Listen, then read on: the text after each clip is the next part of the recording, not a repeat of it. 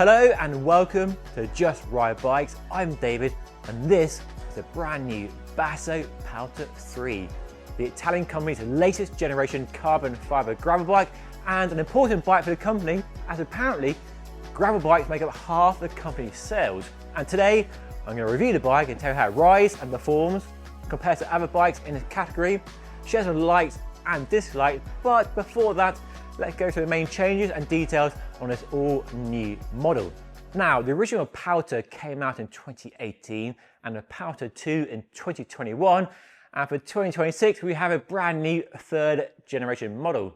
And there are lots of carryover details from the old bikes, as you can see, but lots of big improvements as well. And probably the main detail to talk about straight away is tyre clearance. Tyres have got bigger on gravel bikes over the last few years. Tyre clearance is a key buying decision. And on the new bike, there's a reported space for a 52 on the front and a 50 out back on 700C wheels, which is definitely better than the old bike, but not class leading by any stretch of the imagination, with some bikes up to 54 and 57 in some cases. But it's still more, but is it more enough? Well, you can decide. It depends on what tyre you're happy to run. These are 45 as fitted and there's loads of space, but might leave you struggling if you fit a mountain bike tyre, but more on that later in today's video. Visually, the new bike takes a step forward with lots of influence from the Super Veloce road bike I rode last year, linked to that review above in case you missed it. You can see that in the fork blade profiles, a down tube, so try and be more aerodynamic where possible without adding weight or decreasing the stiffness of the frame. And a result of the new tube profiles and that influence from the SV road bike is an 18% claim reduction in the frontal surface area, and that is a key consideration if you're choosing this bike for racing this season. So it's more aero and it's also stiffer in the bottom bracket and the rear triangle, but actually less stiff in the head tube, which is interesting. And the frame is 45 grams lighter than the previous frame with a claim frame weight of 970 grams. With a 385 gram fork. There's now a UDH dropout, so you can fit a SRAM Explore group set and a nice bash guard on the down tube and lots of protection on the rear stays to stop that carbon being scratched by the chain flapping around. And as we're seeing, very popular on many road and gravel bikes right now, the through axle opening has been closed over in the fork, so it looks a bit better. And to suit the bike packing adventure rider, there's more mounting points, but sadly there's no mudguard or fender mount. And one nice detail for durability with the internal routing system on the bike is the headset bearings have that solid grease design like a Ceramic Speed SLT, but another version of that system. The new bike now comes in 6 sizes, up from 5 of the old bike, with a new XXL size added. And the geometry has been tweaked a bit, so the chainstays are 20mm longer to account for a bigger tyre clearance. There's 5mm more stacked, so the handlebars are a bit higher, and the seat tube is 20mm shorter on the medium, large and extra large bike, so more seat post extension for hopefully more comfort in the saddle. The bike has full internal routing with the company's own design system for putting the hoses inside the stem and into the head tube of the bike, with a brand new gravel handlebar. So nice flared drops, a bit of sweep at the back, and the diameter of the handlebar is actually a bit slimmer to allow for a thicker bar tape. So nice detail there to allow you to fit fatter bar tape for more vibration damping and more comfort without increasing the overall size of the handlebar, which is great when you have small hands like me. You like a nice slim handlebar to grab hold of, but still have a bit of comfort there as well when riding over rough ground and gravel. And there are a choice of other carbon handlebars to choose from, and lots of stem lengths and widths available too.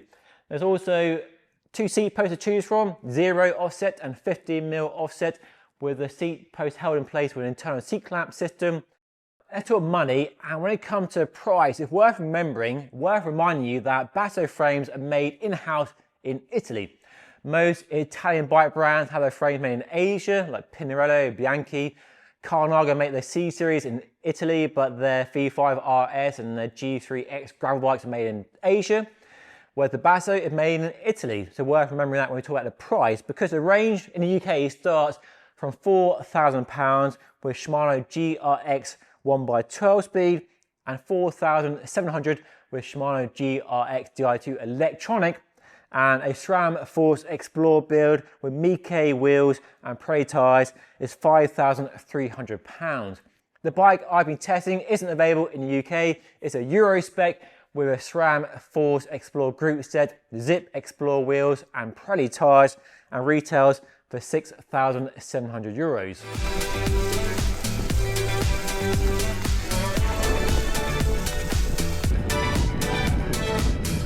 Right, here we go. Absolutely filthy conditions for filming. I've been waiting for a dry day, but it's been raining so much the last few weeks, middle of January right now, for the record. And the bike's going back in 2 days' time, so I have no choice. I'm out here filming in the mud.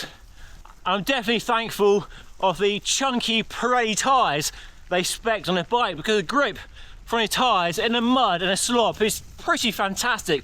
Not the best, but better than the fast rolling semi-slick tyres that often come on the gravel bikes. And they're not much slower on the road or dry hard pack either, so a good tyre for the biker, I reckon. Definitely a good tyre for the conditions right now. And riding the bike for the last few weeks, it definitely feels more race bike than adventure bike packing bike. The fit and precision, it's very racy. I've got a very long stem on a test bike, so it definitely feels rapid and feels fast on all my local trails. The bike belongs to the marketing manager for Basso. He's the same height as me, but must have long arms because the stem is very long. But the seat post, as you can see, well, the saddle on the seat post is pushed right forward, and the fit does feel good. I feel very comfortable on a bike, and compared well to other bikes I've tested from Canyon, Villiers, and Envy and so on. So not a stretch, but definitely it's set up right now for that sort of long, flat, fast distance racing mode. For my local trails where it's quite twisty, I do prefer a shorter stem for more turning speed and more agility. It's not lacking nimbleness through the corners. It's definitely a bike that you can sling through turns and through a single track very nicely indeed. But it's definitely set up right now for that sort of, you know, unbound style, fast, furious gravel. While I do like the fact they've tried to make it a versatile, adventure bike packing race bike, it definitely feels more race bike than an adventure. It's trying to do both things, but definitely more a race bike, and does remind me the most of the Villiers Rave SLR I reviewed last year. That review is linked above in case you missed it. And the two bikes do stack up really well. When you look at the geometry numbers, there's not much in it. A few differences in the stack and reach and the wheelbase, but more or less the same. And without riding both bikes back to back, it's always tricky to assess different bikes, but it does remind me of the Villiers Rave and has a very similar character when riding through the trails and down my favourite gravel roads, and definitely feels fast. Got that aerodynamic frame design and that aero position as well, so it definitely feels like a Villiers Rave. A bit like the Canyon Grail as well, the BMC Cayuse and the Cervelo Espero, so definitely a racy bike. But for adventure bike packing, probably not my first choice if I'm being honest with you.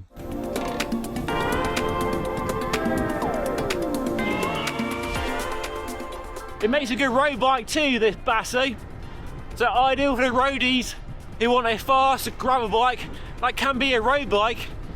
And even these chunky Pirelli gravel tyres, they're not slow on the road at all. Only at high speeds do you feel the drag. Is this gravel? Well, for the Cotswolds, yeah, gravel. It's lots of things here in the Cotswolds, and sometimes it's muddy ruts like this. Absolutely filthy right now, absolutely, what a state. But I'm still smiling. I still love riding in the mud and crappy conditions. The years of mountain biking.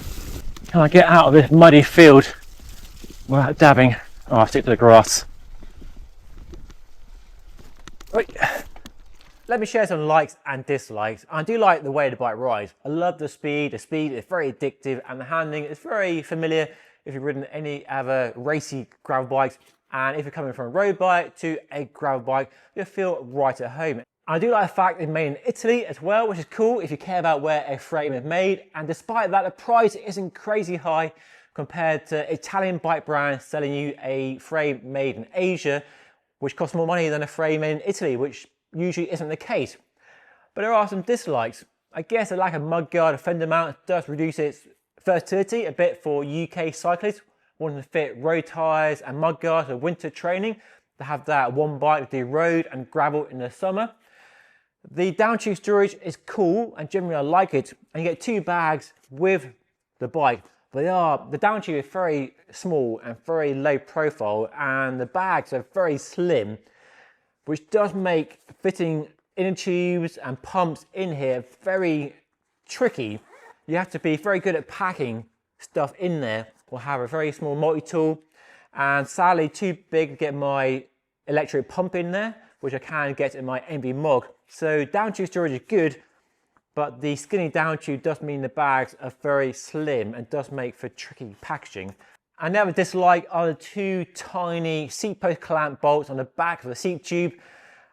They work okay, I've had no issues, but I would be worried about them in the firing line of mud from the rear wheel through a British winter, and I would prefer a seat post bolt hidden away from the mud inside the frame on top of the top tube, just to prevent them filling up with mud, and have one good large bolt rather than 2 small bolts.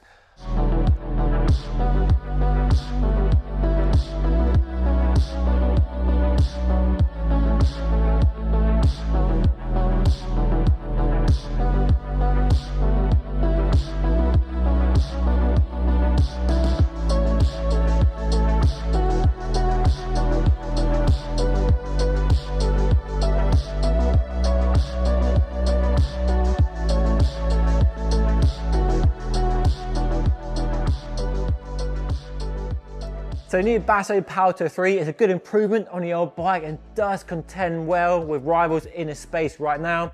If you want a fast gravel race bike or a fast adventure bike with some cargo carrying capacity, with good handling, good ride manners, and it's made in Italy, and the pricing is pretty reasonable despite the fact it's made in Italy as well. So definitely a lot to like here.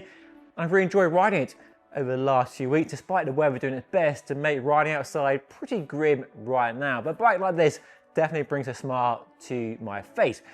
And you can find out more about the new Basso on their website, linked down below. And if you want to see the review of the video rave I referenced earlier as a comparison to the bike, that video is up there, right there somewhere. And of course, if you like reviews like this on a regular basis, then make sure to subscribe, hitting that button right there. But that is all for today. Thank you so much for watching. I'll see you again very soon.